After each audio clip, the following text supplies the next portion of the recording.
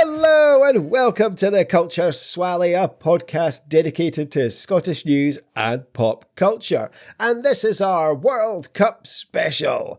My name is Nicky, and I'm joined, as always, by the man who will never go through the male menopause. It's Greg. How are you today, buddy? Do you have World Cup fever? This episode goes out the day the World Cup actually begins. Yeah. So, and that is June the 11th? Yes.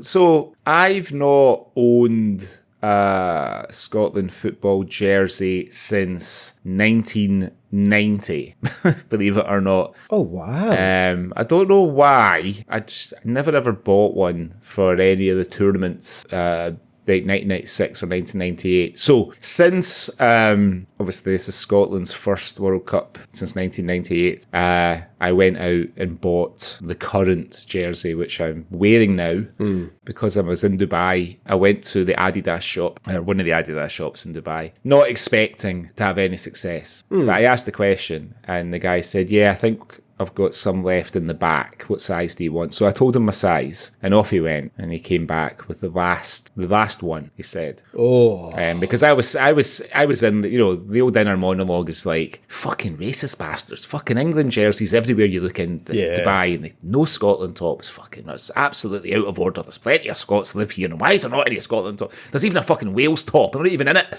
And when I was having that little inner rant, the guy appeared with one. And he said they've been really popular. So I was like, oh. But then I was thinking, I bet you never ordered as many. I bet that's all it is. I bet you ordered like a third of what you ordered the England ones. But then the funny thing is, I went to a different sports shop the next day for something else. There was loads of Scotland home tops there anyway. So I was like, all right, fair enough.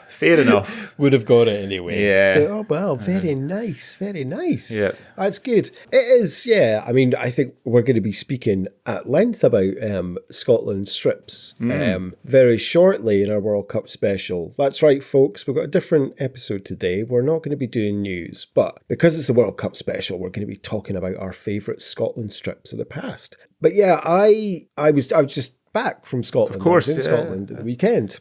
So I kind of ummed and ahed about buying the new strip before I went away. Because I admit, a couple of weeks ago, I kind of got swept up and I thought, right, because I'm going to the game, and I was like, I really like the away, but I want to see it in person. Right. And I'm glad I did. And I was like, the home, I'm just not in love with it, but I like it. But you know what? I think I'll just wear my France 98 top. Yeah. But when I got to Scotland and I saw them both in the shops, like, I like, the home's lovely. It is really nice. Mm-hmm. I think it was so similar to the France 98 one that I was like, I don't need both. And I think I was trying to justify buying the away to myself, but even though I'm not in love with it.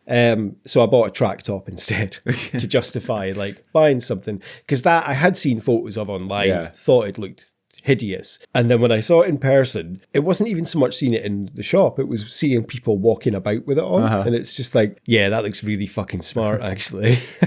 Like, I'm going to get that. And so what colour is it? Is it pink, salmon or coral? It's coral. Yeah, I'm in the coral camp as well. Although, if the official Scotland shop kiosk at Hampden on match day that was selling them, it did say away pink top. Right. But, I would have thought it would be salmon, but to see it, I'd say it's coral. Yeah, I like it. I mean, if they didn't have the option, it was only the home kit here, but I would have bought the away kit before I bought this one if they'd had it. I really like it. But yeah, this one is quite similar to the 98 one. I think the only difference is the collar. It doesn't have the collar. It's a sort of flat, round neck. But other than that, it's quite evocative of some of the classic jerseys over the last 30 years or so, which I like. Yeah. Certainly. I do like. Yeah.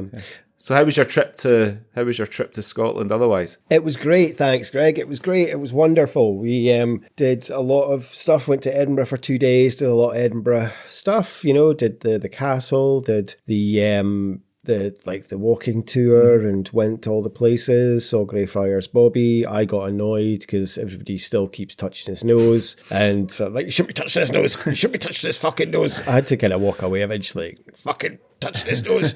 Yeah, Edinburgh was lovely. Girlfriend really enjoyed it. Even on the second day, she did say that there's a lot of tourists. And, you know, I kind of thought... and it's only May. You come back in August. Yeah, come back in August. Yeah, and then went to Glasgow for a day for the football, which was fantastic. Yeah. So it was lovely. And yeah, she loved Glasgow. And Glasgow was really nice. And I did something I've never done before, and it is something we've probably discussed on the podcast quite a lot, and something that you would associate with Scotland. What did I do? You bought a tam o'shanter.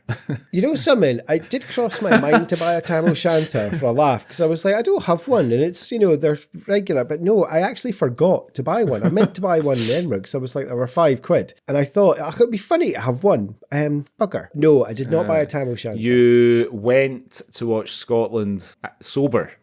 That is also true. I did say that to my girlfriend, and then thought, oh, maybe I should have said that. Was, you know, that's the first time I think I've been to Hampden sober.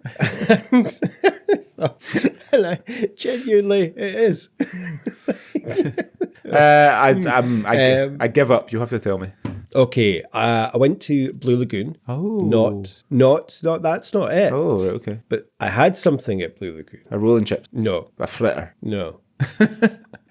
Something to eat, I take it. Yeah. Right, okay. A deep fried Mars bar. Yes, my girlfriend and I shared a deep fried Mars bar. I've never had a deep fried Mars bar before. That was the experience. So I had one. It was all right. Yeah. It wasn't amazing. It wasn't disgusting. It's funny, we'd spoken about it before we left. She says, can I try a deep fried Mars bar? I was like, yeah, that was the two requests, deep fried Mars bar and a macaroni pie.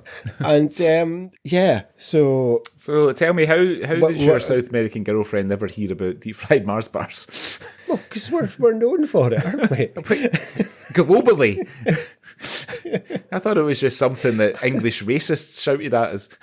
No, very well educated in terms of the English media and stuff in UK. So yeah, it's well known. All right. And maybe I've mentioned it a few times as well. Okay. So yeah, the deep fried Mars bar. We'd already had dinner booked somewhere, but we were passing Blue Lagoon. It was after the football, and I was like, oh, perfect. So got a deep fried Mars bar to go, and halved it. Had that before we walked to Buchanan Galleries. Nice. It's very good. Yeah. Anyway, so it was a lovely trip. A lovely trip. Nice. Yeah, enjoyed it very much. But yeah, I'm sure I'll have lots of other stories for you. But as I say, we are not going to be doing a news roundup on this episode. We are going to be talking about our favourite Scotland strips of the past, because Scotland are going to the World Cup. Yes, we are. For the first time, 28 years, Jesus. And being at the game, the Curaçao game, like, oh, Jesus, they played this. I've been looking for it and I can't find it. They played this little video package just before, like, the teams came out, and it was just about how we've been held back for 28 years, and now, you know, the world's gonna hear our fucking roar once again. And it was just, and I started fucking crying. Like, I got so emotional. I mean, dude, there's nothing, like, it wasn't full, and it was 1 o'clock in the afternoon. Yeah. So the atmosphere wasn't, you know, like it would have been against Denmark in the evening with a fucking load of pissed up Scots. Yeah. The atmosphere for that must be electric. But when Flower of Scotland kicks in, and you've got, I think the crowd was 44,000 for the game, and you got 44,000 people singing Flower of Scotland, and then for the second verse, the bagpipes drop, and you've just got, it's spine tingling. It's so beautiful. So impressive. But yes, I went off on a tangent there, but yes, we are at the World Cup for the first time in 28 years. So we thought we'd have a look back at our favourite World Cup strips, or just our favourite Scotland strips from the past. So yeah. I think we haven't shown each other, but I think we do have a couple of the same ones. But what have you got first, Greg? So I'm going to go chronologically here. Okay. So now, perhaps because it was the strip in the year I was born, perhaps because of the flashback scene in Trainspotting during the sexy moment, but I've gone for one of my favourites is the 1978 World Cup strip that they wore for the World Cup in, was it Argentina, 1978? Yeah. Big badge, big 70s badge, big 70s collar. You know what I mean? It's kind of baggy. It's still, I think I think it might be one of the last sort of strips that look a bit sort of knitted before the artificial fibers and stuff started to get used. Do you know what I mean? I know what you mean. It looks like a heavier cotton kind of strip. A heavier fabric of running. Yeah, I know exactly what you mean. Yeah, I really like. I always thought to myself, do you know what? If I buy another Scotland strip, I'm going to try and see if I can get one of, because there's a lot of places do reissues, don't they, of old team jerseys gone back. It's quite big business. In fact, if you just search for 1978 whatever strip on Google, before you get any nice photographs of the team lined up in the pitch or anything, it's pictures of where you can buy it, where you can buy the repros. Well, that's exactly what I've just done. And yeah, it's just links to, you can buy the originals, you can buy repros, you can buy the official repros that are missing like the Umbro badge. Yeah. And then obviously the unofficial repos, which are identical. So, see, that's the thing. I mean, because when you see footage of fans going to the games in the 70s, and I've got some photographs of like my dad and some of his pals when they would go down to Wembley for the home county internationals and stuff. Never ever see the fans wearing strips. They're always wearing a lot of tartan, tartan scarves, tartan bonnets, all that kind of stuff. But you never see the strips. And I was thinking, well, I wonder if when you could go out and buy. Yeah. Or maybe it just wasn't a sort of the kind of thing to do. Maybe it wasn't, people didn't really, I don't know. Maybe it's something that it maybe started in the early 1980s, perhaps. I think it must be, because if I think back, they've always kind of been around since I was a kid. I mean, I don't remember. I didn't have a football strip when I was, little. Yeah. But certainly when I was like 5, 6, football strips were available for kids that, they had. So it must be, maybe early 80s, I guess, because if you look at footage, but you're right. When you see the old footage of images of Tartan Army, they're not. Whereas, having been at the match just the other day, you see every different strip. It's a wonderful thing because you see so many old strips and, nobody's judged or, there used to be a thing, I guess, of like, oh, you're wearing the old strip. Whereas it's more of a beautiful collection of seeing all these different ones. There's a woman sitting beside me that was wearing like the old white Diodora strip with the blue saltire over. I always associate that with James McFadden, I think, scoring against France. But just, lovely to see all these strips just in one place. But yeah, that 78 is a belter with a big collar and, as you say, the big badge. And yeah, iconic. I mean, probably Scotland's greatest ever goal, or is it second greatest now? Because we're making a hell of a big thing about McTominay's goal. It's maybe the second greatest, and I don't remember anybody painting Archie Gemmell in a gable end of a tenement back then. But then I think I was maybe like 3 months old, I think, or something like that when he scored that goal. Yeah. But yeah, no, I just like when I was a kid, especially when I was wee, around the kind of mid-80s, all the kids I knew had team strips. You know what I mean? Whether it was a Scotland strip or Rangers or Celtic or whoever. You know what I mean? Just all the kids just wore. And it sort of went on for quite a long time. You know what I mean? Even now, our mutual friend, his son, who's big into football, whenever we see a picture of him, he's either got his Aberdeen and a bit of Aberdeen merch on, or occasionally he's forced into wearing a Ross County one and pretending that he likes it. But I think that's just a thing for him in particular.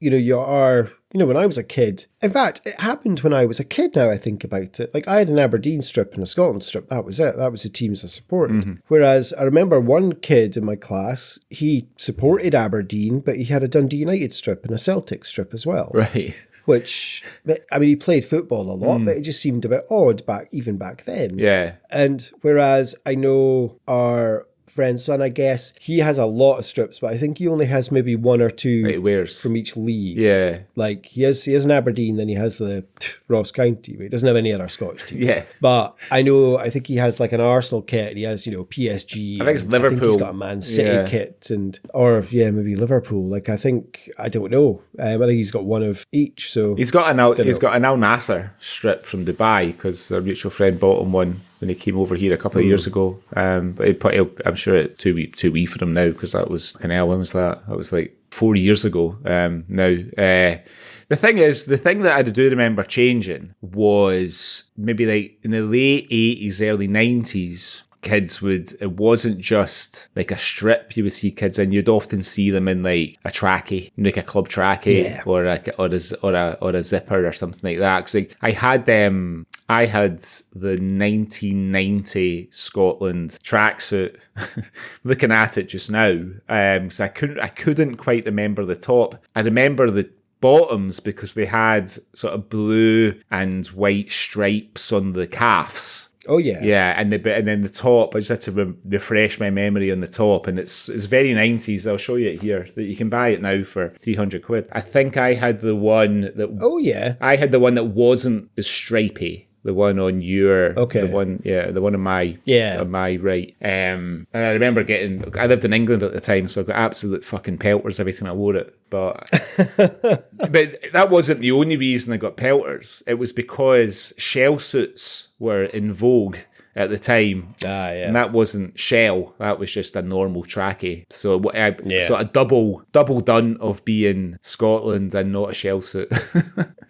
So whereas I think I had the next version of that, which was like the 92-ish, which was the one that had like the yellow panels, like yellow fabric panels, and it had the stripes, but it was more of like a shell material. I had that full tracksuit and just thought I was fucking amazing. Yeah, wish you were. Yeah. Fucking right I was in my Scotland trackie. Oh, nice. Okay, so, 1978 home. Yeah, great. So what was your first pick there on the jerseys? Well, chronologically, my first pick, it is the 1992 away strip that I am currently wearing right now. The abstract lightning bolt. Yeah. The boldest kit Scotland ever wore, that was never actually really seen on the pitch. To describe to listeners, if you're not aware of it, it's a white shirt, but it's got like purple and red lightning bolts across the top. It is a very bold and odd shirt. And I don't know why. It must just be because of something around about that time. This is probably my favourite Scotland top of all time. I fucking love this top. Came out early 92, ahead of Euro 92. And the retail price then, I found out, because I remember seeing it advertised everywhere, was $29.99. Bargain. In 1992. That's the equivalent to about £66 today, which is still cheaper than your normal football kits, but I think the top's about £75 now. Yeah, in the shops. I won't tell you how much I paid for this. So this was, technically, this should have been worn at Sweden 92 in the tournament, but it wasn't because we wore the home strip for all three games. So it was only ever worn in one competitive game, in which we beat San Marino 2-0. But the players that played in this shirt was Ali McCoist, Gary McAllister, and John Collins, a young Duncan Ferguson, and Gordon Strachan scored his final ever international goal from the penalty spot in this shirt against San Marino. So this shirt has become something of a kind of holy grail, I think, for vintage collectors. And it is, I think, people, I saw a few of them at the ground on Saturday. But yeah, I love this shirt. It's just something different. I remember seeing it in the back of the Daily Record when it came out and just being blown away by how different it was and how cool it was. Yeah, it's nice. I remember there was the away strip in 90. There's two away strips in 1990. There's the one that they're wearing on tonight's on what we're going to be talking about later, the Rab C Nesbitt Italia 90 special with the yellow stripes and the two blue stripes, which I like a lot. But there was also a sort of kind of geometric one. Do you know the one I mean? Yes. It's like a purpley and like aqua blue, like, and I know exactly the one you mean. There was a pink and yellow version of it as well. It's yes, yeah. That's cool. I mean that feels very of its time. That to me. Yeah, it's cool. Yeah, it's nice, but yeah, it's got that kind of timeless feel to it as well. Actually, yeah, that's a really nice top. Shit, I might get that as well. Yeah, I don't know if it's more of a kind of training top than a away top. Maybe it feels a bit more. Yeah, but that was a lovely kit. Yeah. Well, my next one is my first Scotland jersey, and it's the Mexico 1986 strip. Now, I don't really remember the World Cup in 1982 in Spain because I was only 4. I'm sure the only thing I remember about that World Cup was being in Spain on holiday in Torremolinos with my dad. My mum and dad were still together. And there was a pub near us called the Tart and Tammy, Scottish pub. But it was ran by a Spanish guy called fairly unimaginatively Pedro, and I can't remember. No, it wasn't that. It wasn't the World Cup. Actually, it was a home counties international against England. It wasn't a World Cup game, but they played when we were there, and that game played when we were there, and Pedro. It looked like he brought his telly in from home, and he had a kind of carpeted room, I guess, for functions. Or maybe it was like a big rug. I remember sitting on this itchy rug or carpet on the floor in my shorts, watching this game, but not really watching it because I was 4 coming up for 5 and bored in my mind. And it was the first time I ever heard anybody say the word cunt.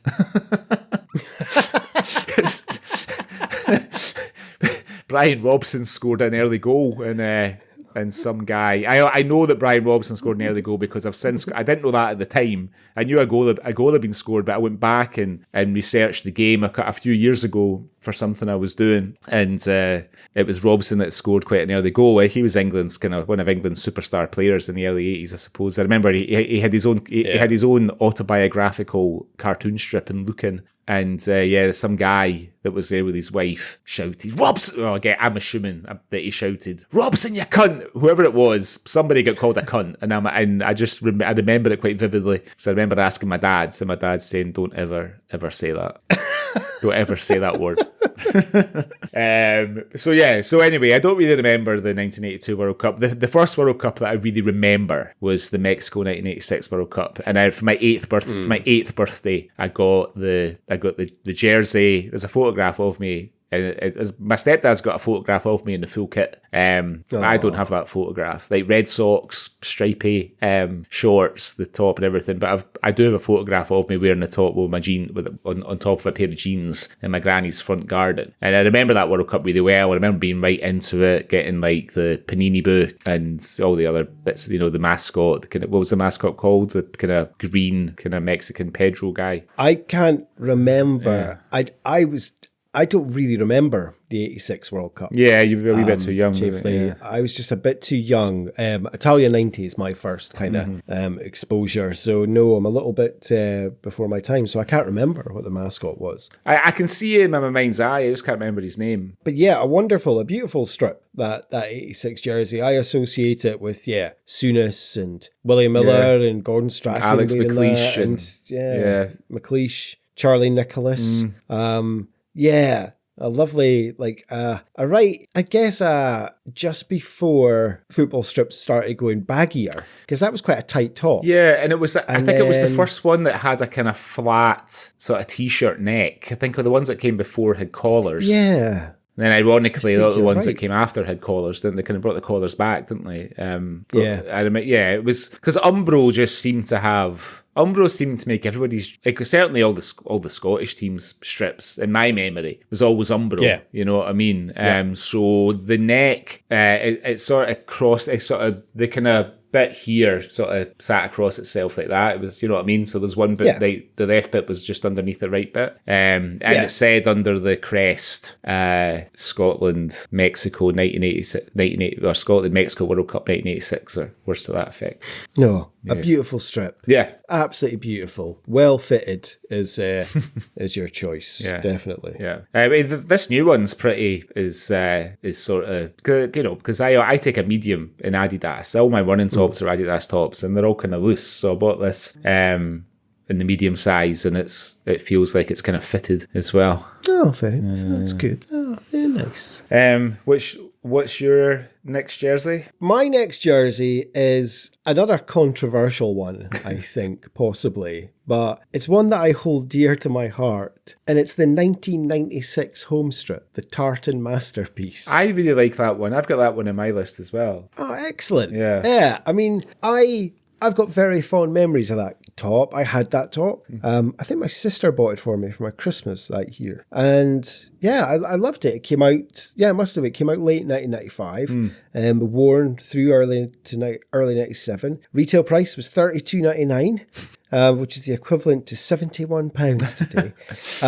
It was worn at Euro 96 in 100% of our games. Yeah. And it's just unfortunate that I picture Colin Hendry when I think of this top. Yeah. And it's unfortunate then the next image I think of is Gaza scoring that goal at Colin Hendry. Or I think about Gary McAllister. Yeah. Why don't I think about McCoy scoring that absolute peach against Switzerland? But that's, lower down on my list of things that I think about there.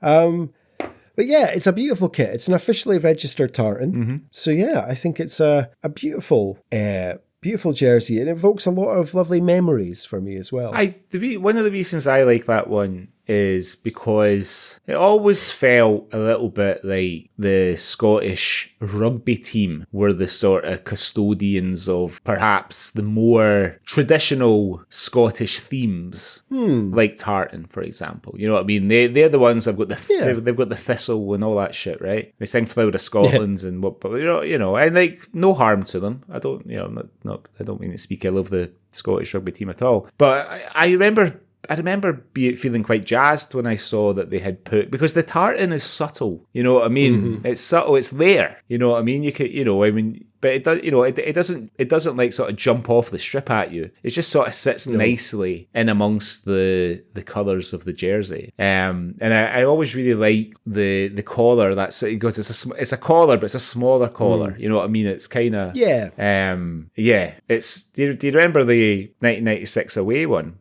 with the kind of lightning bolt on it? I do. Yes. That was not quite as nice. Another interesting choice, I think, of a jersey, but it's okay. It has its moments, but it doesn't beat the home for me though. The thing, I just think it's something. Yeah, the home strip is mint. Have you got one of those? Have you? I do. Yeah, I have the original one that I had. But I don't really fit in it. Of course. Anymore. Because you were properly. Because you were 13. And it's one of those things that I'm like, I keep meaning to buy like a proper size one that I can wear. But then it's like, well, how many Scotland tops do you actually need? Because it was the same when I was thinking about getting the newer ones. It's like, well, I've got this one. I've got the 98 one, which I wore. I've got the last 3, I think. Yeah. Or the last couple before. Like, I really like the one from a few years ago. That was very much like the 86 one. It was just the round collar and it had flashes of white and red. Like, I really like that one as well, and I've got that. So it's like, well, how many do you need? But I tell you what you could do with your old 96 one. But you really thought of this already. But you can maybe get someone to frame it for you and hang it on your wall there behind you. Maybe. That'd be nice, right? Yeah, possibly. Maybe you could try, see if you could find a Scottish player to sign it for you as well. I don't know. I mean, the thing about the 1996 Euros, obviously, the pain of that tournament is the tie against England. I mean, I remember watching. I remember going to my friend Brendan's to watch it, and his dad, it was a nice day, so his dad, so that 80s and 90s thing of like taking the TV into the garden, right, and an extension. So we watched the first half out, in the garden, but it was with like an aerial that had to be positioned constantly and stuff. So at the end of the first half, we gave in and went and took everything back in and watched second half in the house. And after the game on Saturday, the BBC showed a clip of a documentary. I can't remember what the documentary is, but there's a big bit of the documentary is about Gary McAllister missing that penalty. And of course, he's been interviewed, you know, and he's talking about it. And I just thought, my heart just really went out to him. I mean, imagine, like, that has to be his worst professional memory as a player. Yeah. And it's probably all anybody wants to talk to him about these days when they're doing these retrospectives on, especially now, there'll be loads of like retrospectives on Scotland's international form over the last however many years, and they'll be wanting to talk to as many people that played as possible. But I'm just like, fucking, poor Gary McAllister. I mean, yes, he was the team captain, and that's all that he fucking anybody wants to talk to him about. So much so they made a documentary about it. I mean, yeah. It's unfortunate that it is kind of his, it's going to be his legacy, really, isn't it? Yeah. You know? Yeah. Of missing a penalty. It's one of the first things that you think of. Yeah. You know, despite the fact like he won the UEFA Cup and stuff for Liverpool and the FA Cup. But yeah, it's a damn shame, and you got to feel sorry for him. It's all Yuri Geller's fault, as we've discussed at length in the past. So he would have you believe, anyway. Yeah. Fucking grifter. So yeah, 96 home. So what else have you picked?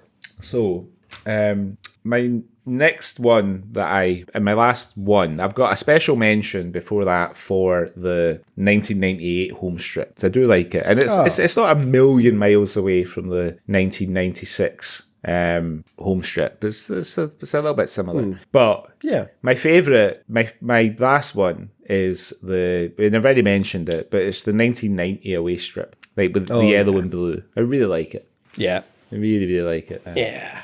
That's a lovely strip, and obviously we wore it in the tournament, and it does remind me of watching that. I remember sitting watching Scotland play wearing that strip, and yeah, a lot of fond memories, a lot of not fond memories, but if I think back to a Scotland team of my childhood, that's probably what they're wearing. If I'm thinking back to my early memories of watching Scotland, it's probably that strip. That I've got in my head, or seeing photos in the newspaper, because I probably wasn't looking at the newspaper when I was younger. I kind of think about that strip. It's a lovely strip, very smart. Yeah, really nice strip. Really nice one. Have you got another one? Well, yeah, the last one that I love is the 98 home strip that you just mentioned. Yeah. We famously wore at France 98. I wore that to the game on Saturday. I just love that strip. There's something about it, the collar. I'm not a big fan, as I know you aren't either, ironically, sitting wearing the top you're wearing, about, you know, with the badge in the middle. And I'm not a fan either, but somehow it gets away with it. And I think it's because the badge is big, it's got the tartan running through it, it's got the collar, it's got the little detail of the little plastic kind of button. Yeah. Has the rampant lion on it, and it just makes it just a little touch of class, and it's a lovely strip. Absolutely beautiful. Came out obviously early 98, wore in France 98, famously wore it against Brazil in the opening game, watched by an estimated 1 billion people. Greg, 1 billion people saw fucking Tom Boyd fuck it up for us. You know, we beat we drew with Norway, didn't we? Drew with Norway. Barely scoring, and then famously thrashed against Morocco. Yeah. I think I love the World Cup probably because it was the first World Cup I watched in pubs, and I was able to get into pubs despite not being old enough. I was only 17 at the time, but I was able to get into Heroes to watch the 3 games and have a good few beers. So yeah, I got very fond memories of that World Cup, and I guess of that strip, and yeah, just by association. My memory of that World Cup was I watched the Brazil game in a pub in Mintlaw called the Garret, and it was they put it on in the function room. It was absolutely packed, and obviously didn't get a very good result out of it, but it was an exciting game until the last sort of 15 minutes or so. And then afterwards, people had brought like pipes and were playing pipes in the car park and all this kind of stuff. And I was like, fucking hell, this is brilliant. I'm going to go into town for the next 2 games. So I think I watched the Norway game in, might have been Drummond's or somewhere like that. I can't remember. I think they had. I think they put it. I seem to recall it being on like maybe a projector on the stage or something. Or maybe I'm misremembering it. And then watching, there used to be a pub on Holborn Street that bands used to play in, Windmill something maybe? So the Malt Mill. Malt Mill. Yeah, watching Morocco in the Malt Mill and then being down on the Castle Gate that night. And you'd have thought it was like New Year's Eve. It was fucking absolutely... You'd have thought we'd won the World Cup. There was people climbing on... up on... You know that thing in Castle Gate? It's like a little mini bandstand. I don't know what you'd call it. Yes. There's people on top of that and all sorts. Oh my God. It was fucking absolute pandemonium. But it was brilliant. I mean, it felt absolutely amazing. Absolutely amazing. Yeah, I'll never forget that. Oh, cool. Oh, that's amazing. Yeah. Awesome. Yeah, I've got fond memories of that World Cup in general, because I remember, I've told this story, I think, before on the pod. Obviously, Scotland crashed out, and then I was going on a lad's holiday with 3 school friends, and we were flying from Glasgow Airport. We were staying in Glasgow at my mate's auntie's house on the night of the England-Argentina game, and we watched it. And then we went out to the chip shop, and I can't remember whereabouts in Glasgow she lived, but she had a chip shop like just down the next street. It was a nice like big 5-bed house like thing. So I went down to the chip shop, and I remember there was a guy in a queue in front of us, and he was looking miserable. And the woman behind the counter just saying to him, "Cheer up, darling! England are out the World Cup." And me bursting out laughing. And then the first thing we did, we went to Ayia Napa. We landed in Ayia Napa, checked into the hotel. We went out, went to the first market stall and bought 4 Argentina strips and wore them out for the next few nights. Like petty arseholes. And yeah, of course... and of course it spawned one of my favourite World Cup songs, the Don't Come Home Too Soon by Telemetry. Why don't we have a World Cup song, Greg? It's just not a done thing anymore, is it? And there's bands coming out with ones, but there's not an official one, and I think we should have had an official song, especially with this group of players, like John McGinn and stuff, and Scott McTominay, and they'd be having a right laugh like doing stuff like this, but yeah, they don't want to do that, I guess. Maybe it's not as fashionable as it used to be. I mean, if you think about like the 1980s, like football clubs would always have songs in the charts. They win about sort of FA Cup, well, not so much the Scottish clubs, but I remember like the Anfield rap, and it was just a World Cup song. I think Skinner and Baddiel and the Lightning Seeds kind of ruined it, didn't they? Yeah, because I mean. Yeah. They did. It's just not a good song. And it's really not a good song. Like, and I'm not saying that because it's an England song. I mean, that doesn't help it, obviously. But you can tell that the lyrics weren't written by a musician. You know what I mean? Just like the sort of desperation to find stuff that rhymes with Alan Ball or fucking Bobby Moore or whatever. You know what I mean? It's,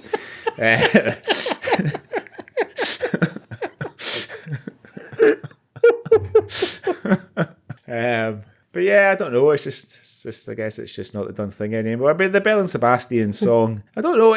When you first sent me it over, I was like, I don't know about that. But I've listened to it a couple more times, and it kind of grown on me a wee bit. It's not a song that people are going to be singing from the terraces. No. I've listened to it quite a lot. I mean, obviously, I'm a huge Belle and Sebastian fan, but I do really like it. And there's a couple of bits. I don't like the, score a goal, go. I'm like, you could do like that. But there's a couple of little bits, it sounds a bit like Pet Shop Boys-esque. It's quite cool. But just not the done thing. We just don't have, an Ali's Tartan Army or a We Have a Dream or anything. But you're right. Maybe it is Baddiel and Skinner that fucked it for everyone. I mean, the only thing that you can say in that song's favour is that at least it was optimistic, right? Whereas the Telemetry song, it wasn't quite as it was more hopeful than optimistic. You know what I mean?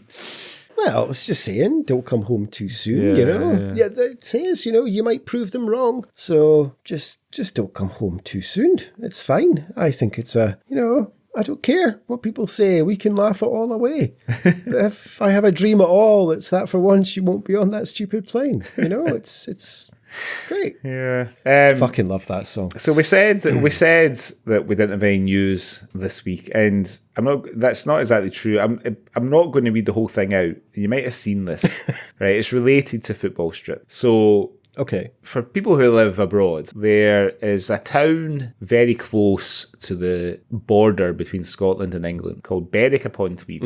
And over the years, not recently, but hundreds of years ago, when Scotland and England were routinely at war with each other, there was times when it was an English town and there was times when it was a Scottish town. So it passed between Scotland and England no less than 13 times before it was captured by England in 1492. So it's still part of England, but there's a lot of people that identify with Scotland in there. So Iceland, the supermarket, has designed a football strip to be sold in Berwick. One half of it is an England strip, and the other half's a Scotland strip. And it's fucking bouffing. Yeah. Have you seen it? Lovely. Yeah, I've seen it, unfortunately. What an abomination. It's horrendous. Why? I felt... I know, actually, I didn't feel wrong, but at the football on Saturday, because Scotland were playing Curaçao, the game I went to, my girlfriend is from Venezuela. Her mum was born in Curaçao, so she spent a lot of time on the island. So her uncle was like very impressed, like, oh my God, you're going to that game. So she was buying him, I said, oh, you'll get a half and half scarf. Right. So a Scotland Curaçao scarf. So we bought one for him and a badge. And I bought one as well. Right. So I was like, it's a nice souvenir. Like, it's a cool thing. Yeah. It's a friendly, and it's not like I was buying, like a half Celtic, half Rangers scarf or something. But yeah, this is just a fucking atrocity. And we have a lot of listeners in England, and it's look, it's fine. But no, we don't. I did a little walking tour in Edinburgh, and there was an English couple on the tour. And this tour guide was born in Edinburgh, and I heard him saying to them, the World Cup, coming up, you're watching it. And the English couple, the guy said, I just don't understand, because, when Scotland are in the World Cup, I always support them, but, you guys just don't seem to support England. And the tour guide explained it so beautifully and eloquently. In terms of look, we don't have a problem with you guys. It's the media. Right. It's because we share the same media, and we can be watching a game, Italy against Ghana, and there'll be half an hour on the England team. And then it'll be like, oh yeah, and Scotland are also playing tomorrow, but yeah, tune into Radio Shortbread if you want to know more. So... how long do you think Harry Kane's fingernails are going to be in the game against, Tunisia? And that's why we get fed up, and it gets forced down our throats that England are going to win, and that's the reason. And I was like, something, that is it's spot on. Yeah. That is the reason. I don't bear any... I don't want them to win, obviously, but that's the reason that there's so much animosity towards it. Yeah, no, I agree. It's funny because my wife and I, we watched most of the Celtic Hearts game the other week. There was at Parkhead, and then we watched the Scotland Curaçao game on Saturday. And obviously, there's the shot. Where every time the camera panned over the stands, I said, "Well, I wonder if I'll see somebody I know. I wonder if we'll see Nicky. How funny would it be if we saw Nicky?" And she said, "Well, Curaçao have a lot of fans there." And I said, "I wouldn't imagine they'll have a lot. There'll be some. I wouldn't imagine there'll be thousands. Maybe 100 or something." No. And so of course the camera were showing the Curaçao fans sitting in their colours beside the Scottish fans. Yeah. And she said, "I can't see any." And I said, they'll be sitting with the Scotland fans. And she was like, "Whoa." Yeah.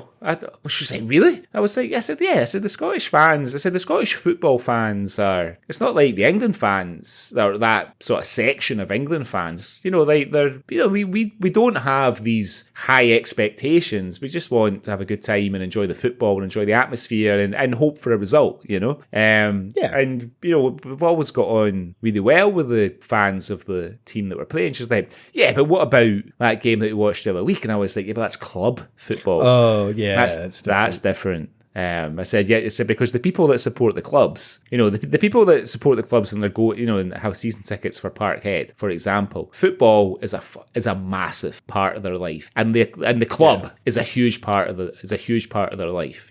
For some people, it's almost all of their spare time is devoted to the club and supporting it. So it's not like I said the Scottish team doesn't play every week. You know what I mean? It's completely different. But yeah, she was surprised that the Curaçao fans that were there would be just sitting beside the Scotland fans. Yeah, it was beautiful. The outside Hampden, I don't think that's the first proper match my girlfriend's been to.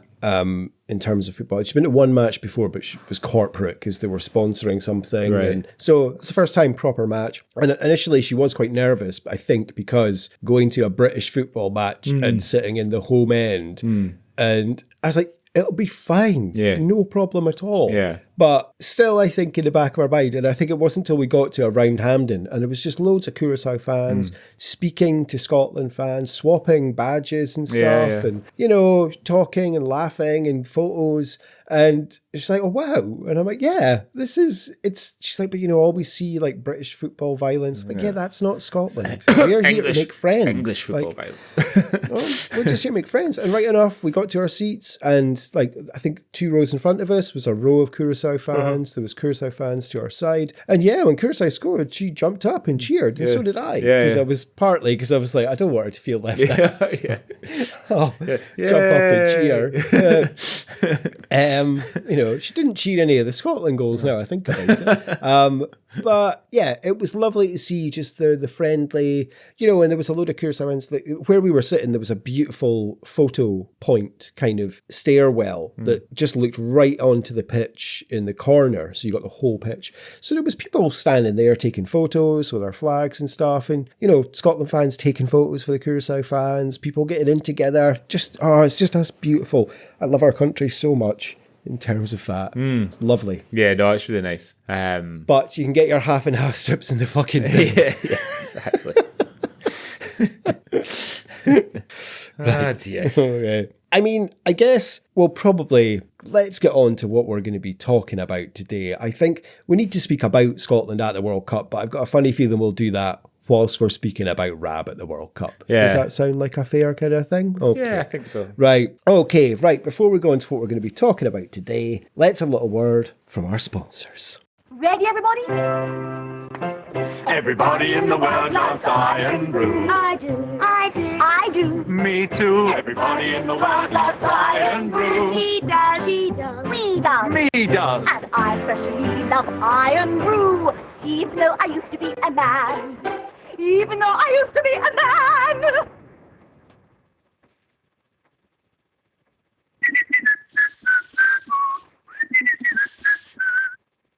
So, although it's a special episode today to mark the beginning of the World Cup and, more importantly, Scotland's participation in that World Cup, it was your choice as well. It would be your choice. So I think it's only right that you introduce what we're going to be talking about today. Thank you very much, Greg. Well, yes, because it is the start of the World Cup, I thought we would do something World Cup associated. So we're going back to the 1990 World Cup in Italy, which we have spoken about, but I think we'll speak about at length. The summer where Pavarotti was everywhere, as we look at the 1991 Rab C Nesbitt episode, Fitba.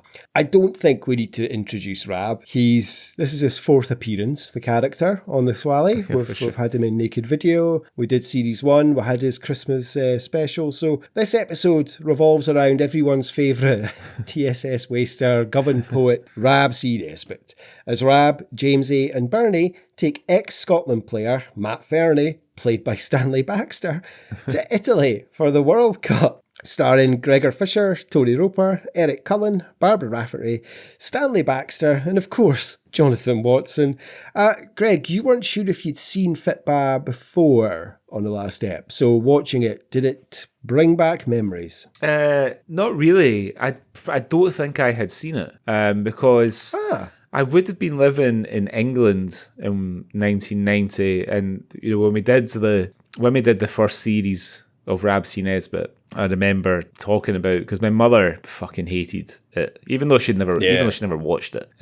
She, I think she saw like a second of Rab C Nesbitt and just decided that it was giving Glasgow a bad name, right? So I don't know, although I do know that the first series was shown in England on BBC Two. I don't know if this was. I don't know, actually. I forgot to check where it was transmitted. Because it was a special, there's a chance that maybe it wasn't. But anyway, long story short, I do have in my notes. Sorry, I do have in my notes. This episode was broadcast nationwide in 15th of July 1991. But that could mean So that's a year later. Usually means. Yeah. No, it was because a lot of it was filmed at the World Cup. Oh, of course, yeah. A lot of those scenes are. So no, it didn't go out until a year later. It was shown. I don't know why I never saw it then. But yeah, I'm fairly certain that I never saw it. Okay. Yeah. So. Okay. So yeah, I mean, as I say, well, a lot of it was shot during the campaign. There's a lot of footage mixed in. So I can imagine at the time this was probably fun to watch, like a year later, the tournament. Watching it back 35 years later, it's lovely to see some of the clips again, maybe not all of them, but it's great. And I thought it was good, and normally it's a Christmas special or something where your favourite sitcom character goes abroad. But in 1990, Scotland's favourite sitcom character went to Italy to cheer on the Scots. So what did you think of it, watching it? I thought it was quite interesting because it's a bit longer than a normal episode. It's like 40 minutes instead of the usual sort of 25, 30-minute episodes. I would say there's more sentimentality running through the story of this than a regular episode of Rab C Nesbitt. You know what I mean? Yes. And particularly the last sort of few minutes with Stanley Baxter's character. But the scene when I say that, the scene that comes to mind is the scene where Matt is writing his diary and Bernie asks him what he's doing. And it's, there's one sort of jokey line in what Matt says when he's explaining why he writes the diary. But it's, apart from that, it's a very straight scene. And I was thinking to myself, have I ever seen an episode of Rab C Nesbitt that has a moment like that? You know what I mean? Like, between the characters, it almost feels like Ian Patterson had a little bit more to say than usual, than just these sort of disparate funny characters interacting with each other. You know what I mean? So I quite liked that about it. It wasn't just a load of cliches of Scotland fans abroad. There's a wee bit of cliche in there, but not too much. No, they don't sort of hit you over the head too much with it, or hit you over the head with a macaroon bar with it. You know what I mean? So yeah, it was nice. It was quite nice to go back and to be back with those characters in that sense, and it not just to be a full on sort of piss take. No, I think it would be easy to make it into a. I think they'd already done the Rab C Nesbitt Abroad episode with Holiday when they go to Spain. Yeah. So that's kind of the look at funny Scottish man abroad. Yeah. And they've done that so soon recently, so we need to make this a bit different. So I think it is, a bit somber. It is a little bit about, you have obviously Matty, Stanley Baxter's character, kind of on death's door. And, making a great job of looking like he's at death's door, a good 34 years before he actually died. But even, Jamesie, there's some really somber moments there. He's going through struggles with his life. He thinks he's going through the male menopause. He's suffering. He wants to talk to somebody, and he's having a crisis of confidence about how he could have made it as a footballer if it wasn't for his gammy shooting. Third Lanark. So there is a lot here in terms of kind of little moments, but interspersed with beautiful moments of casual, moments you wouldn't get nowadays, in terms of probably the line I laughed at the most, which I'm a bit shameful about, is when Jamesie says, "Is that Tally calling me a poof?" Yeah. And you wouldn't get that nowadays. No. But in terms of the kind of, it is a little bit more of a different episode of Rab C Nesbitt. But he still gets a good couple of rants in. It does. And for a large part of it, he's kind of, Rab is almost, he's not quite, I would want to say the straight man, because he's not really. But, if you think about other episodes, you know, it's Rab that's getting himself into sort of hot water. It's Rab that's getting himself into situations and all this kind of thing. But that's not him in this one. You know, he's the one that looks after, that's taking care of Matt. He's the one that phones Ella to tell her that Jamesie's been lifted for claiming the big permy-haired Italian fella that he thinks laughed at him hurting his shoulder. You know, he does have a bit. The only time that I would say it's kind of traditional Rab is when he flips at Jonathan Watson's character and calls him what's he called? He calls him a hush puppies Hitler. Just you get out my face, here ya. I don't want nothing for you. Nothing, here ya, nothing. And by the way, have you got any spare tickets for a Brazil game? As a matter of fact, I have, but you are most certainly not getting them. Good. Because I will tell you this, boy. For once in my life, I don't bloody well need them. So get it right up you, wee hush-puppied Hitler, yeah! He also calls him a shite plug, which is something that I'd never heard before, but I absolutely love. Like, absolute. It's a brilliant rant, and wonderful when Rab just lets loose. Yeah. I mean, yeah, it is. It's a preposterous setup. Rab gets an all expenses paid trip to the World Cup just to chaperone a dying man. But what the hell? And there's no one else could take him, but like Bernie's helped sort this out, so Bernie goes. And it is funny. Rab doesn't want to go to the World Cup. He's against it. You know, I wouldn't go if I had the chance. And then when Bernie arrives to say they've got a chance to go, he's, come on in, let's go. And then, it just goes to them just being in Italy at the World Cup. And I like that. They're just suddenly there. I would love to have seen a little bit of the journey, but then what are you going to get? Just them sat in the back of the minibus getting pissed on McEwen's exports. I mean, minibus is perhaps stretching it a wee bit, you know. Yeah, it's a transit van. Yeah, it's a transit van with a couple of extra windows in it. It's... yeah, I mean, that... Because when they're waiting for Rab, it's... all the guys from the pub are all jumping in with their carryouts, and it's literally got cases and cases of lager. I'm just like, fucking, can you imagine that journey? I don't think I'd make it to the border without having to puke out the window, you know, because it wouldn't just be people drinking. This is 1990. There'd be people smoking Kensington's clubs. You know, keep that window up. I can't hear anything. You know? And you're bombing down the motorway in a rocky transit, not on a seat. No seatbelts. Drinking a warm can of McEwen's export.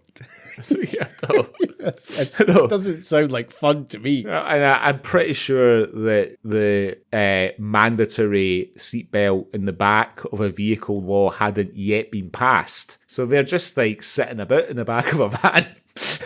The only guys wearing seatbelts are the three guys sitting in the seat at the front. Aye.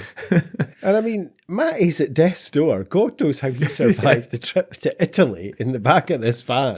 It's a fucking miracle. But yeah, they managed to get there to Italy, and then just hilarity ensues of them following the Scotland game. So of course, Scotland didn't have the best time. We lost 1-0 to Costa Rica, beat Sweden 2-1, and then lost to Brazil 1-0. Not the worst showing, but you know, there was a lot of hype, and not a huge amount, but a bit of hype around Italia 90, I remember, and being excited for it. And then I remember watching the Costa Rica game and the Brazil game. I don't remember watching the Sweden game. So I guess that's a fucking omen for me. Yeah. But memories are hazy. I very clearly remember watching the Brazil game though. But yeah, memories a little bit hazy for me of the Italia 90 tournament. But I do remember a lot of parts of it, if that makes sense. Yeah, I think I almost always remember all the kind of tournament adjacent stuff better than I remember some of the football. I mean, I don't remember a great deal of the Morocco game in 1998, apart from the fact that we lost. I remember more of the Brazil game and the and the Norway game, the Sweden game. Yeah. Fucking hell, Norway game. I don't remember a lot of the Morocco game. Now, there could be very good reasons for that.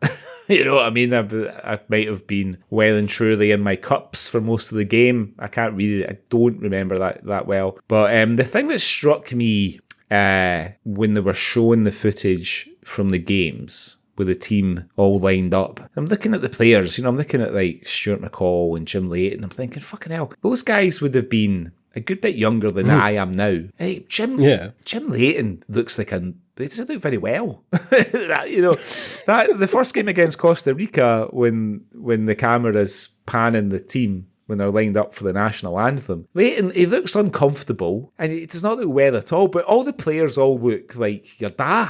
You know what I mean?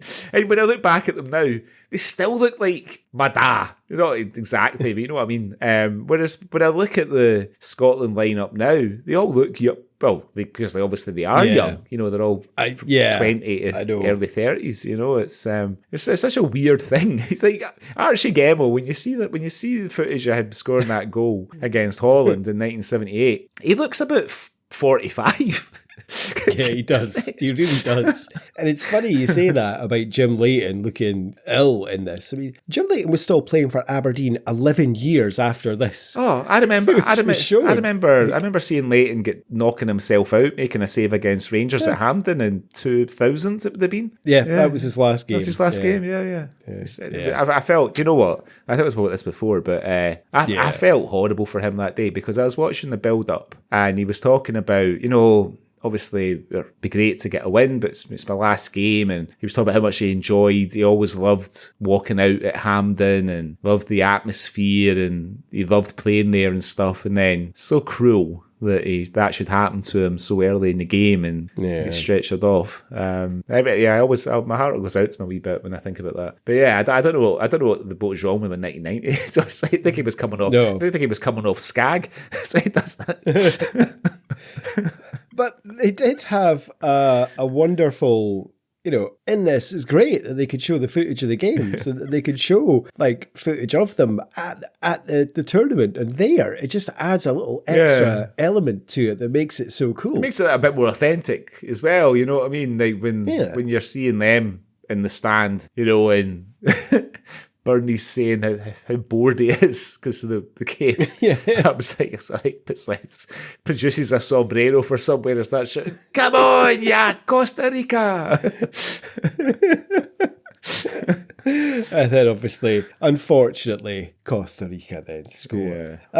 There's some great parts where you see them in their digs where he's writing in his diary and stuff. And I noticed that behind him, Jamesie has up his World Cup wall chart. And I'd already written my notes before I went away, and I was going to ask about wall chart memories.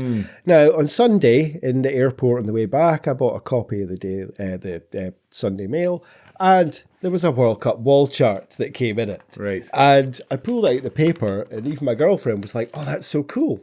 And I was like, "Yeah." So I have a World Cup wall chart. You filled it in for this tournament. Or was it already filled in? You don't. Oh, because no, you don't. Yeah. Because the one that I got one with when I bought this jersey, and I've got to fill the whole thing in myself. So I've got to fill in the teams and the fixtures and stuff. That sounds like hard work. Yeah, so I won't be doing that. No, this one's pre-filled. So we'll see. We'll see how long. It'll last until Scotland go out. In fact, it'll probably last until game 2, and then I'll be like, I'm fed up with that shit. So yeah, we'll see. So I've got my wall chart, but I just thought it was funny seeing Jamesie having the wall chart up on his wall. And did you used to have one when you were a kid, obviously? Sure? Yeah, I remember having one for the 1990 World Cup. But the big thing for me was always the Panini books. But I mean, I buy a Panini book for anything. You know what I mean? It didn't have to be football. Like I was, if it was something that I was into, I remember having the A-Team Panini book and the Beano and Return of the Jedi and all these other ones. But the, what do you call it? I remember the 1990 one really well. But I never ever filled a sticker book. Yeah. The closest I came to was my 86 one. That's because my dad and my papa got quite invested in it as well, and they were buying stickers. So it's insane nowadays in terms of that.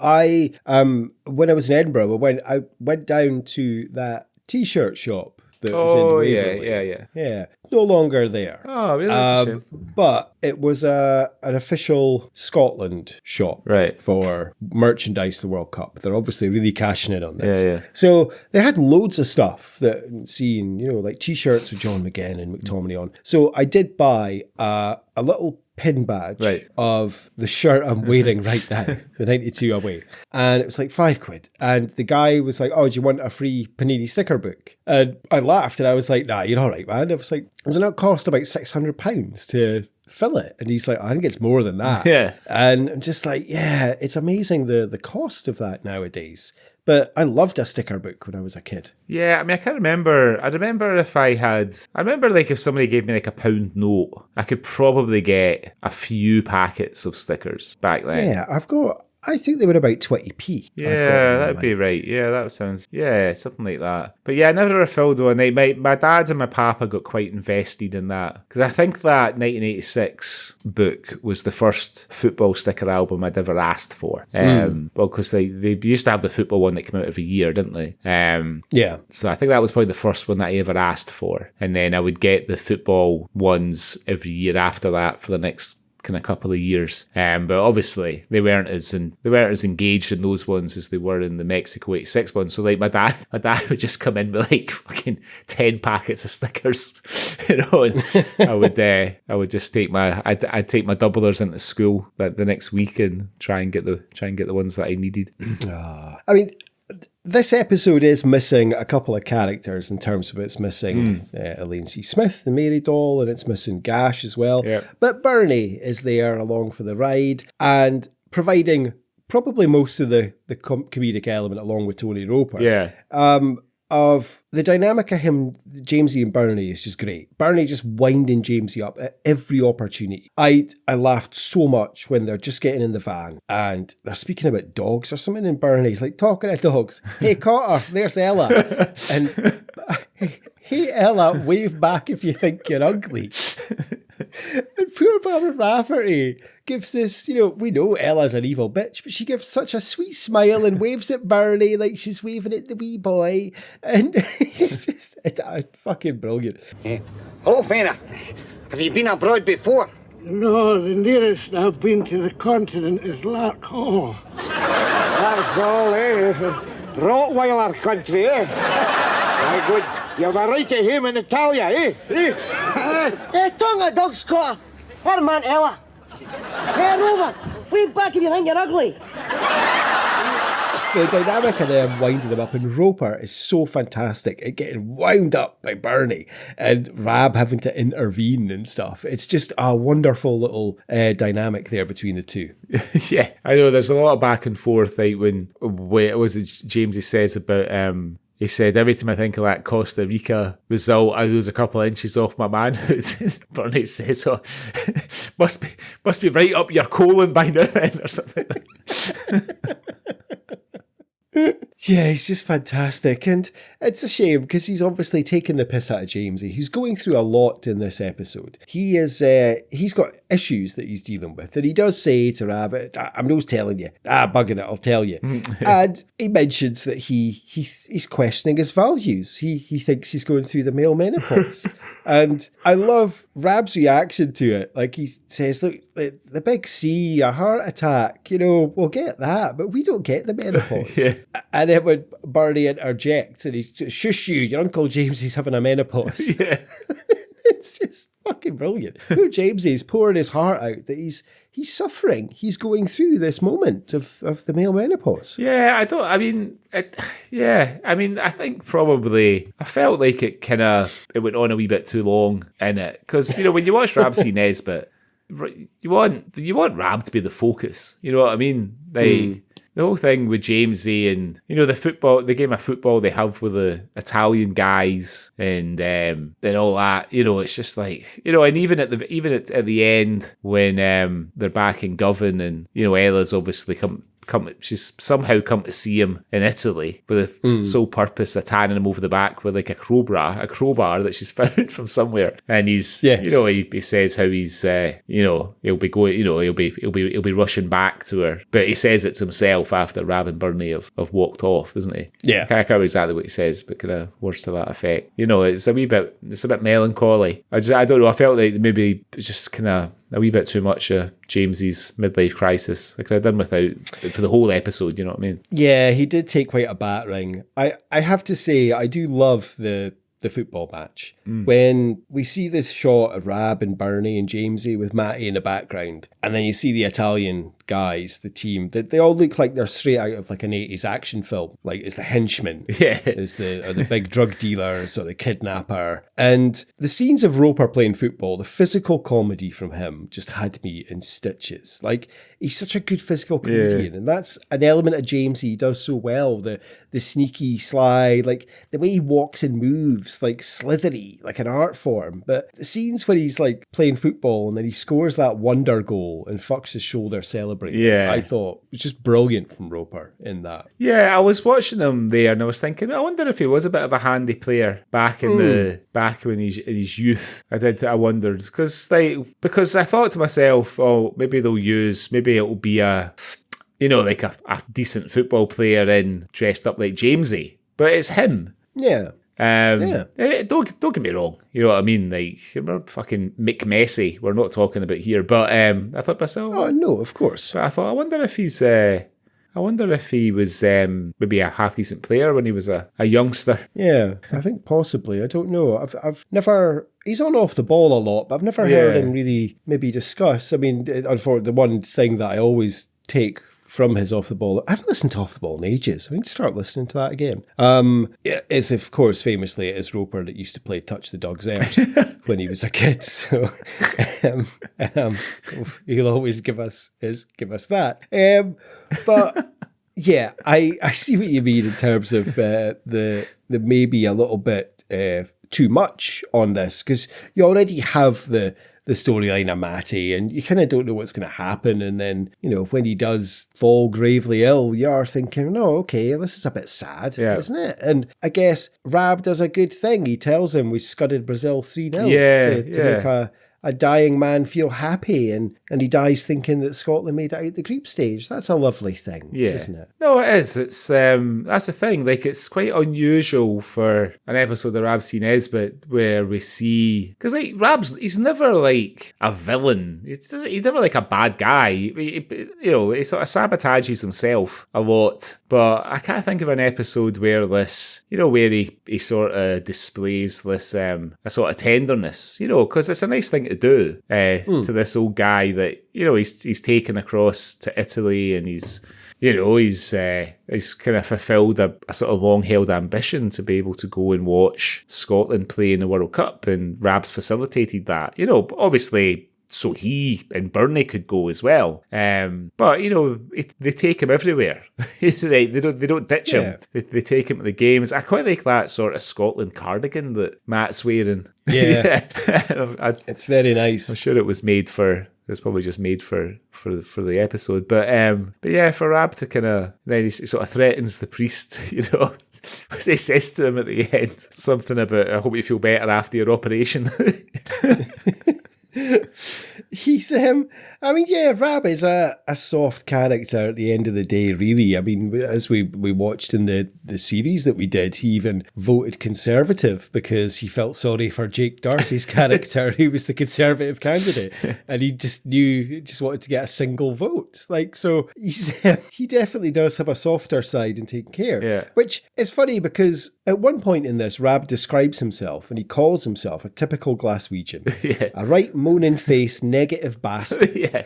And would you say that is the typical Glaswegian? I mean, I suppose you've got to be careful, right? Because you don't want people to feel that you're tarring everybody with the same brush. But I think sort of generally Glaswegians are pretty optimistic people. I think, I mean, they're always certainly very enthusiastic people, like, not to cast any aspersions on your home city, but if Rab had said that I'm from Aberdeen and we are moaning-faced bastards, that would have rung a bit truer, perhaps, because people in Aberdeen, I'll agree wholeheartedly. Generally don't seem quite as enthusiastic about life in general as the West Coasters do. But I think the thing that always strikes me about Glasgow, and you kind of mentioned it earlier, or you sort of touched on it earlier when you were talking about your trip at the weekend, is I always find that people from Glasgow are quite proud to be from there, and they always seem really pleased when they encounter somebody that's visiting for the first time. You know what I mean? And and that's if you are that visitor, there's positives and negatives to that. You know, the positives are a lovely warm welcome. The negatives are you might be stuck with this guy for the whole fucking night. You know what I mean? No, I think it's a lovely. I wouldn't say that at all. I think it's a lovely. People are very open. Like, we were only there for the day, but people, like, we were in the Blue Lagoon waiting for the Mars bar. A guy came in and we're both still wearing our football tops, and he's like, "Oh, we at the game, how was it?" And asking about, just a random guy at like 4:30 on a Saturday afternoon, but chatting away. They went into Buchanan Galleries, and one of the shops, one of the women came up and started speaking away to us. Like, it's lovely. And I think it's very open. So I wouldn't say a bunch of right moaning face negative bastards. But yeah, I agree with you on Abertonians that we are. We certainly can be. We don't like change. No.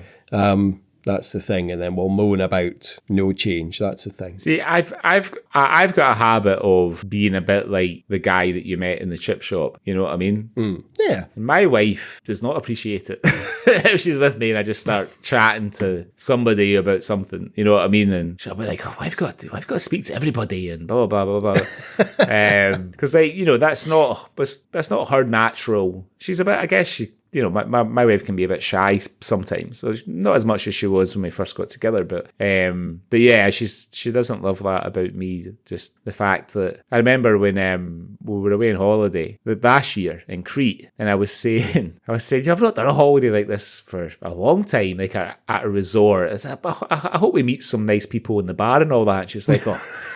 Because it's like when we used to go on holiday with our kids, with our parents, they would get chatting with some other family, and that would be your best mates fun for 2 weeks and all this, and my wife was like, "Oh, you don't need to be doing that." But anyway, I didn't meet anybody anyway because the bar was pretty quiet, bizarrely, every night. Oh, okay. But yeah, it's not my favorite. It's not her favorite quality of mine. No.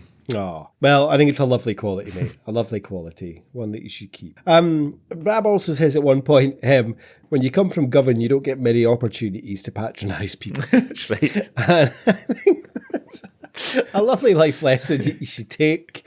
You should always take opportunities when you can to talk down to people if you have the chance. That was a weird scene when they're talking to the Swedish fans, because the Swedish guy does this sort of cringy, half-baked sort of Highland jig, and they're trying to think, oh, what do the Swedes do? And Burney goes, they commit suicide. I'm like, do they? Was that a big thing? I was trying to think back to like 1990. There must have been some sort of stats come out around about that time that there was a high suicide rate in Sweden. I don't know. Was it Jamesie shouts, Toblerone, Hitler? Before remembering ABBA right at the end. Never mind.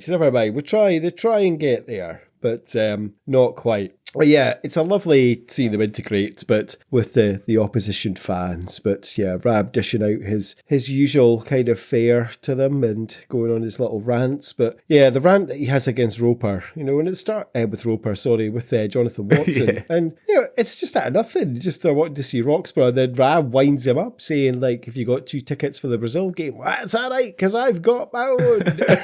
He's waving in his face his Brazil tickets. Well, he's sort of sticking up for Jamesie, isn't he? Because Jamesie's trying to get in to see Andy Roxburgh, and Rab starts off, "Oh, sorry pal," but then Jonathan Watson says something to him like, get this guy out of here or something, and Rab is compelled to stick up for his buddy by getting torn into Jonathan Watson.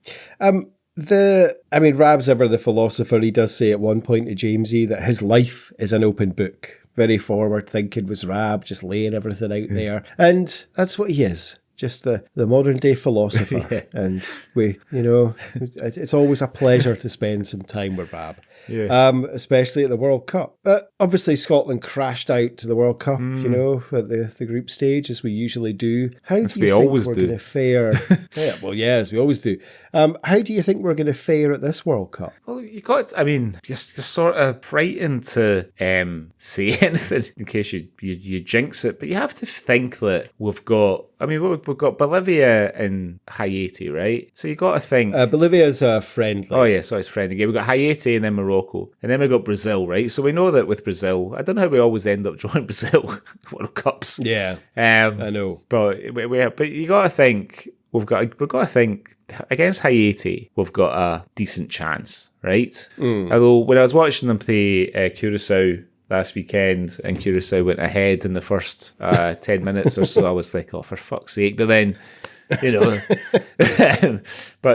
to get a good sort of 3-1 result, and, you know, they did play well. I mean, I don't think... It's 4-1. 4-1. I don't think Curacao, they seem to run out of a bit of steam toward the end. But I thought Scotland played well. So if they can play like they played in the second half against Haiti, I think we've got a chance there. Morocco, I mean, under normal circumstances, I would be like, well, you got to think we could beat them as well, but you just fucking never know. And then Brazil, the thing is, like, you know, the last time we played Brazil in the World Cup, we should have really got a draw, if not for Tom Boyd's own goal. And we scored first against them. We scored the first goal of the World Cup. And then, you know, even in 1990, they only beat us by a goal. Did Scotland not score first in 1998? I thought they did. No, Brazil scored. John Collins equalised. Oh, right, okay. Misremembering. Yeah. So, you know, you got to think that... I mean, the thing is, I guess we would have to get good results against Scotland and Morocco. And then for them... you know, not to do too well against each other, and Brazil to fucking spank them for us to go through, right? I mean, I think it's because it's an expanded World Cup, there are like 9 of the best third place teams go through. So, of course, it would be just our luck that we're one of the, you know, 4 or 5 teams that goes home. It would be absolutely just our luck to finish that. So, I think it all rests on the Haiti game, to be honest. If we get a win there, then we're off to the running and we've got a good chance. I don't think we'll embarrass ourselves against Brazil, bizarrely. Yeah.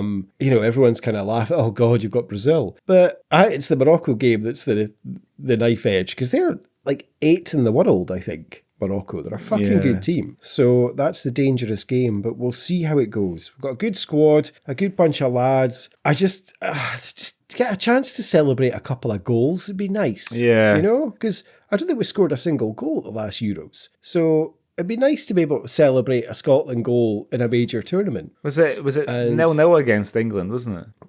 Yeah, that was the Euros before. Oh no, we did score, didn't we? The last Euros, it was an own goal. We lost 5-1 to Germany, and then when was the last Euros? Yeah, 2024. Yeah, right. Of course, I'm getting mixed up with the 2021. Yeah, the one before that delayed was yeah. We played England. Yeah. So if I look at the last few games, so obviously we won on Saturday. We got beat off the Ivory Coast in March. But we beat Japan in March. We beat Greece in November. We beat Denmark in November. So we've won more games in the last year, or even the last sort of 7 months. We've won more games than we've lost. But then we've been playing teams like Iceland, Liechtenstein, Belarus.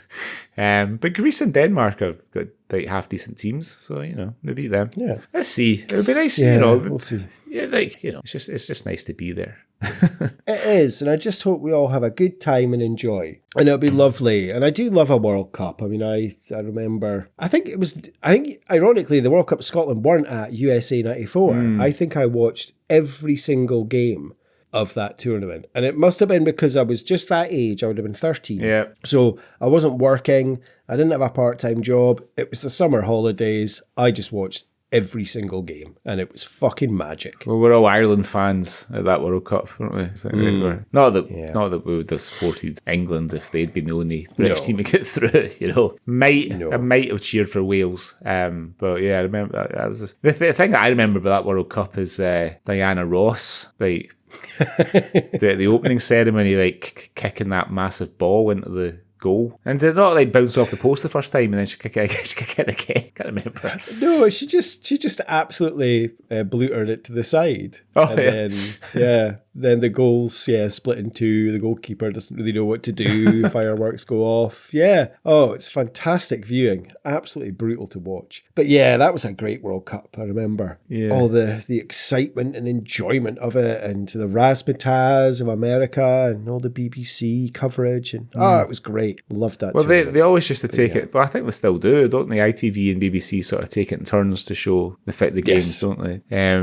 I'll be able. And then they both show the final. I'll get up and watch the Haiti game because it's a 5 a.m. kickoff here, so that's not too bad. But Scotland, Morocco, and Brazil were 2 a.m.s. I don't think I'll be staying up for those. I don't think. Yeah, they'll be midnight for me, so I will watch them. And then obviously, as I say, the first game is, I think, 2 a.m. for me, so I will obviously stay up and watch that because it's our first game. Oh no, it's 3 a.m. for me. Oh well, we'll see what happens there. Maybe we'll go to bed and then get up. We'll see. But yeah, obviously I want to watch it and want to watch as much as I can of the tournament and cheer on Scotland, and I just hope we do ourselves proud. And, you know, if any of the lads end up at the soonest home for the elderly in years to come, they'll be able to. That was a nice little dig, I guess, at the signing policy of Rangers. Really, that was very good. Made me laugh. I saw, speaking of the Rangers signing policy, I saw an old interview with Billy Connolly years ago. And it's an old interview. I think maybe the BBC or somebody took him back to Glasgow in the 70s so he could show them around. And he says about the Rangers signing policy is that Rangers say they'll sign Catholics, but they don't. Never sign them. Oh, very good.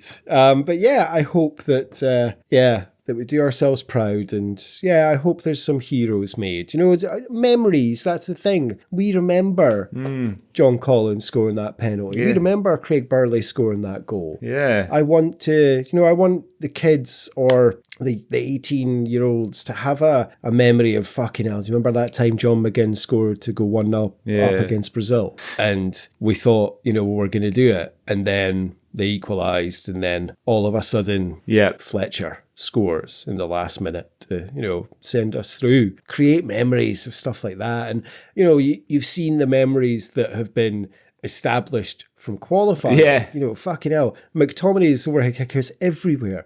People, speak about McGinn's goal. It's a shame. I always feel sorry for Tierney because he scored the actual goal that sent us there, and it's a fucking amazing goal, but kind of overshadowed by McTominay's overhead kick. Yeah. I want memories to be made like that and something, special to happen, and it would be a wonderful thing. Well, let's keep everything crossed. Yeah. Fingers crossed. Are we putting this episode of Rab C Nesbitt through our Swally Awards? We can. I have got awards, if you've got. Yeah. Okay, perfect. Let's do it then. Okay, then. So the first award would be the Bobby the Barman Award for the best pub. The only time that they're really sitting at a bar is in the hotel, I think, isn't it? And what's with that strange woman that's in the hotel bar? It kind of, the camera lingers on her. I thought we were going to find out that Stanley Baxter had been riding it, but I wasn't really sure. Did I miss something there? No, I don't think so. He's just sitting with some random couple at a table, isn't he? Yeah. For this woman. But yeah, there's just that bar. We never see inside the two ways. We see outside it a couple of times. Yeah. But that was that little Italian bar. Hey, I'll have a little drink in the Italian bar. I'll have a little sparkling water. When I saw that angle, that shot of Stanley Baxter sitting at the table with a couple, it reminded me of this, maybe the aesthetic of the way the tables were set up and stuff. It reminded me of the hotel in Madrid where we piled in for breakfast at 6 a.m. after getting in, and I remember being quite aware of there was quite a lot of nice people in there having their breakfast, and then there was us. I remember trying to keep a bit of a sort of restraining the language, try to restrain my bad language a bit and stuff. There, not wanting all these people to think that we were a load of louts over from the UK, which, in some respects we definitely were. We were, yeah. Next then is the James Cosmo Award for being in everything Scottish. Who did you go for this? Probably has to be Johnny Watson, isn't it? Yeah, I had Johnny Watson, and then I was like, well, is Stanley Baxter? But I think Johnny Watson does trump him on that. Yeah, without a doubt. So, yeah. I don't know if Johnny Watson was ever in Mr. Magica. Probably was. There'll be one day, a day will come when we end up reviewing that. The next then is the Jake McQuillan Your Tease Out Award. I think there's two, right? Yeah, there's two big contenders. I have gone with Jamesie headbutting the Italian guy. Me too. But yeah, the other one was also Ella hitting Jamesie with a crowbar. But yeah, I've gone with Jamesie headbutting the Italian guy. That's it. You're claimed. Just wonderful. Absolutely wonderful. Next then, the Francis Begbie Award for gratuitous language. So the language in this isn't gratuitous, but I did write down just because we don't hear it so much now, or at all now, really, certainly not in the media. But James is saying that tally just called me a poof. I know it's not. It's just there's a few bastards and bloodies and arses and stuff in it, but there's something about it just really caught me by surprise because they wouldn't be able to do that. Like in Two Doors Down, you couldn't have any of the characters talking about poofs. Well, they did in the last episode, the Christmas special that was just aired. Right, there is a whole speech where. Is it that Christine's like, I thought it was poof there she didn't like, or something like that. There is. Yes, right. Sorry for saying that. We're saying it because of that reason of the show, obviously, listeners. It took me by surprise as well, because one, it's a racial slur, that tally, and two, obviously the word poof, which, we obviously don't say. But yeah, it caught me by surprise, but made me laugh because it's like, well, it's of its time. Volete giocare con noi? Tally calling me a poof. No, don't be so paranoid. He's asking us if we want a game of football. Going for a wee dog of that, eh? Oh, see, any problem? Hey, amigos! All of us amigos, eh? Hey, okay, hey. Very good. Amigos! The one that's... Right, let's get nipped right into the post-innocence nappers, okay? I'd go with that. If we're having that, I'll pick it because I had when Rab calls Jonathan Watson a shite plug, which I'd mentioned before, and it's just because the word just made me laugh, shite plug. So yeah, go with that as well. Normally we would have the Ewan McGregor Award for gratuitous nudity, but everyone keeps their clothes on. You get to see up Tony Roper's t-shirt a couple of times when he's jumping about, but apart from that, it's fairly clean. Next then, it would be archetypal Scottish moment. What did you go for this? I went for low expectations at the World Cup. Yeah, very similar. I've went with at least we're good losers, eh? Yeah. It seems to be. I mean, it's dripping in it. Flower of Scotland, Kilt, Scotland at the World Cup, McEwen's export, hopeless optimism. Yeah. At least we're good losers. Luck it. Yeah. And then finally, it's the Sean Connery Award then. So who wins this episode of Rab C for you? I think we'll probably disagree on this because I've given this to Tony Roper on this episode. I just felt his physical performance and the menopause storyline had me laughing. Right. So I've gone with Roper on this. Yeah, I mean, I wouldn't argue. It's in a lot of ways it's his episode, and maybe a bit more so than Rab's in some respects. But I don't know. It's always going to be Rab. It's always going to be Gregor Fisher for me. I just think he's when he finds out he's going to the World Cup and he says, "I'll tell you something. I don't half talk a lot of key." It's true, I guess. The introduction of the character in that episode, he's trying to sell a kidney to an old woman who's just wanted to go to the butcher's for a pun of mince. That's just Rab. Yeah, he's just trying to get money to go to the World Cup. Yeah, that's it. You don't ask any questions. Bang, there we go. There's Rab. How do you describe that to someone who's never watched Rab C. Nesbitt before? Go with that. Wonderful. Well, that was Rab C. Nesbitt Fitba. It's available on YouTube. Should have probably said that before we started talking about it, but if you want to watch it, you know what it is. And that was our World Cup special. So, Greg, why don't you tell us what we're going to be talking about on the next episode of the Culture Swally? Well, I've gone for something a bit different, a wee bit different, although we have done something like it before. It is a star-studded cast. There is Glynis Barber, and Michael Landon from Dempsey and Makepeace, Barbara Bach, Ringo Starr's wife, also you might know her as Octopussy, the James Bond film, Chris Quinton, otherwise known as Brian Tilsley of Coronation Street.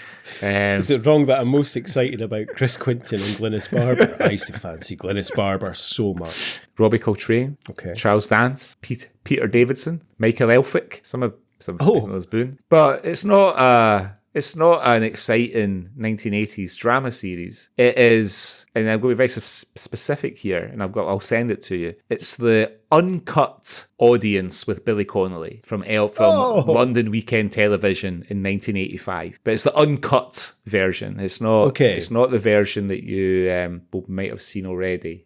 But it's the first version I ever saw of it because my cousin had the uncut version on video, and I was the first version I'd seen. Lovely. So wonderful. I will send you the link for that. Okay, thank you. It's been a long time since I've watched that, and I'll look forward to watching that. That's so funny. I recently downloaded an audience with someone that I thought I might do that for the pod one day, but it wasn't Connolly. There we go. Yeah, maybe something for later. But I'll look forward to this one. Yeah, an audience with Billy Connolly, uncut. But I'll send you the link to the uncut version. It's on YouTube. Okay. Yeah. Fantastic. Yeah. Thank you very much. I will look forward to that on the next episode of the Culture Swally. Wonderful. Well, thank you very much for listening, everyone. Hope you enjoyed the show, and I hope you're going to cheer on Scotland at the World Cup. If you'd like to get in touch with us, you can. You can email us, cultureswally@gmail.com, with anything you've seen you'd like us to cover in the news, anything you'd like us to cover, or if you'd just like to say hello. And please give us a little rating, review, subscription, wherever you get your podcasts.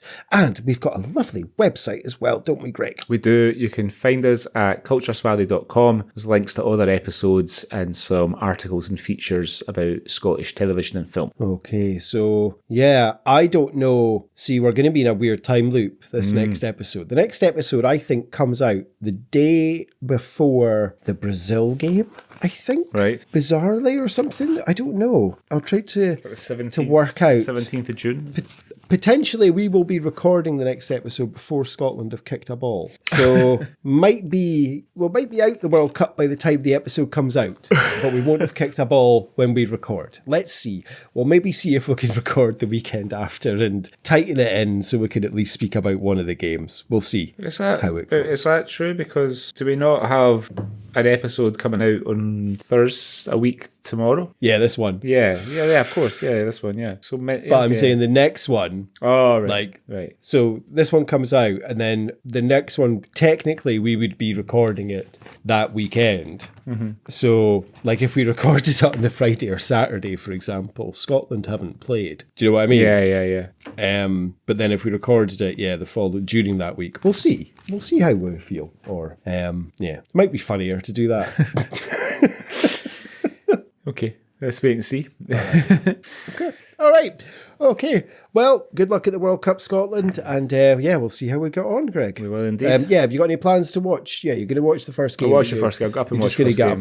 Yeah. Okay. And then what I'll maybe do is, I can't though, can I? I'd have to, I was thinking maybe I could get up early and then watch maybe highlights of the other two games before I go about my day and try and avoid the score. But there'll be no way of doing that. Like, I'll glance at my phone and there'll be fucking a million banners about what the score is. This isn't an episode of The Likely Lads, mate. There's no way you could avoid finding out the result anywhere. I think something will pop up, someone will send something, me or mutual friend will, there'll be something you'll inadvertently see, even if you click on anything that will spoil. So, Anyway. All right. Well, good luck, and good luck, Scotland. Good luck, Scotland. Until next time.